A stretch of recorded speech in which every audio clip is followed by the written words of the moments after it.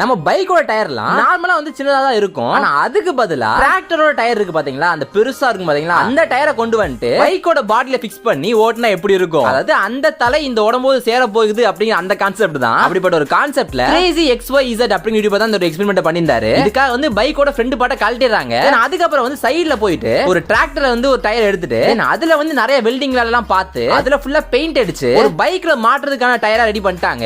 Bike கொண்டு போய் அது ஒரு சின்ன ஹோல் மாதிரி இருக்கு, ரெண்டு அதுல ரெண்டு ஃபிக்ஸ் பண்ணா மட்டும் போதும், அந்த பைக் வந்து டயரோட கனெக்ட் ஆயிரும். இப்போ அந்த டிராக்டரோட டயரும் இந்த பைக்கும் கனெக்ட் ஆயிருச்சு. இப்போ வண்டி ஓட்டுறது தான் நெக்ஸ்ட் வேலையே. அதுக்கு முன்னாடி இந்த வீடியோ பிடிச்சா மறக்காம லைக் பண்ணிட்டு சப்ஸ்கிரைப் பண்ணிட்டு போயிருங்க. சப்ஸ்கிரைப் பண்ணாம போயிடாதீங்க. இப்போ வண்டியை ஸ்டார்ட் பண்றாரு. ஏதோ ஜெர்க்கா தான் இருக்கு, பயப்படுறாரு, ஏன்னா விழுந்துருவோம் அப்படின்ட்டு அப்படியே லைட்டா கொஞ்சம் தள்ளி ஓட்டுறாரு. அப்புறம் கொஞ்ச நேரம் கழிச்சு அவர் கொஞ்சம் ஸ்பீட் ஏத்தி லைட்டா அந்த மூவ் பண்றாரு. பட் இதனால ஒரு பயம் இருக்குது. அந்த பைக் வந்து பரவாயில்ல நல்லா தாங்க போகுது. ஆனா இருந்தாலும் வந்து அதோட ஸ்பீடா போக முடியல, தென் கரெக்டா பேலன்ஸும் கொடுக்க முடியல. எனக்கு பார்த்தாலே தெரியுது அவங்க மாட்டின அந்த பொசிஷன் வந்து ரொம்ப தப்பான பொசிஷன். அதனால இந்த பைக்கால வந்து டயர் வந்து ஃப்ரீயா வந்து மூவ் பண்ண முடியல. இருந்தாலுமே அந்த ஊர்ல இருக்கிற எல்லாருமே இந்த டயரை பார்த்துட்டு ஏன்னா வண்டி வித்தியாசமா இருக்கு அப்படின்னு நிறைய பேர் வந்து பார்த்து சிரிச்சிட்டு போறாங்க. அப்ப நிறைய பேர் போட்டோஸ் எடுக்கவும் செய்றாங்க. இந்த எக்ஸ்பெரிமெண்ட் என்னதான் வந்து கொஞ்சம் காமெடியா இருந்தாலுமே ஒரு சும்மா ஒரு ஆசைக்கு பண்ணது தான். இதை பத்தி என்ன நினைக்கிறீங்க அப்படிதான் மறக்காம கீழே கமெண்ட் போடுங்க. அப்படியே நம்ம அடுத்த வீடியோல பார்க்கலாம்.